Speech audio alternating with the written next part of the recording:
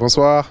Mais comment faites-vous? L'équipe a enchaîné en peu de temps 3 matchs, tout en sachant que chaque match d'Euroleague est très précieux. Quel est le secret physique et au-delà mental de la Roca Team? Je pense que le secret, c'est qu'on a une équipe qui a beaucoup de cœur, qui veut gagner tous les matchs et qui se bat à chaque instant, chaque match. Donc je pense que c'est notre cœur. Le secret est là. Vous irez donc le 22 avril à Paris pour disputer la finale de Coupe de France.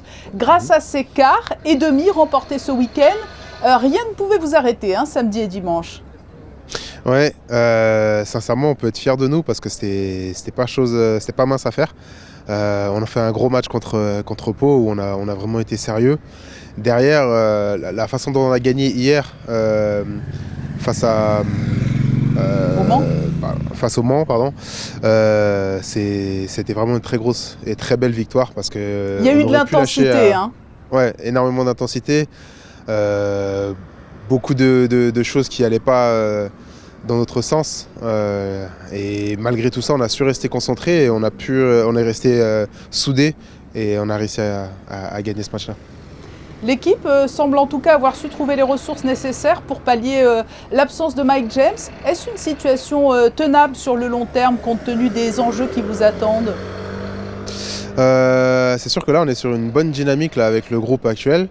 Après, je pense que Mike nous fera aussi beaucoup de bien à l'avenir parce qu'on est que 10 joueurs. Enfin, il nous reste quand même plus de 20, voire même 30 matchs à jouer encore dans la saison. Donc, il faut, ça risque d'être difficile de le faire avec si peu de rotation. Oui, ça va être extrêmement long. Et en finale de Coupe de France, vous retrouverez un vieil ami, l'Asvel, les deux clubs du championnat de Betclic Elite qui évoluent aussi en Euroleague avec des fortunes diverses. C'est une finale logique et prometteuse? On va dire que la logique la logique du classement du championnat de France a été respectée. Après, l'adversaire de toujours, l'Asvel encore et toujours. Bon, cette année, les oppositions vous réussissent plus. Ouais, c'est vrai qu'on est à 4 victoires d'affilée. Après, ça veut tout et rien dire à la fois parce que là, c'est un match coup près et on sait que sur les matchs coup près, tout peut arriver. Et voilà, après, je pense que nous, comme je dis souvent, on peut battre tout le monde, mais les choses vont dépendre de nous-mêmes. Comment on aborde le match, comment on est sérieux. Si jamais, en tout cas, on y va avec le même état d'esprit qu'on a pu avoir ces 2 derniers jours, voilà, on part sur des très bonnes bases. Mais Yacouba, une Coupe de France, un championnat, des playoffs d'Euroleague et qui sait peut-être même plus, ce n'est pas trop risqué de courir 3 lièvres à la fois?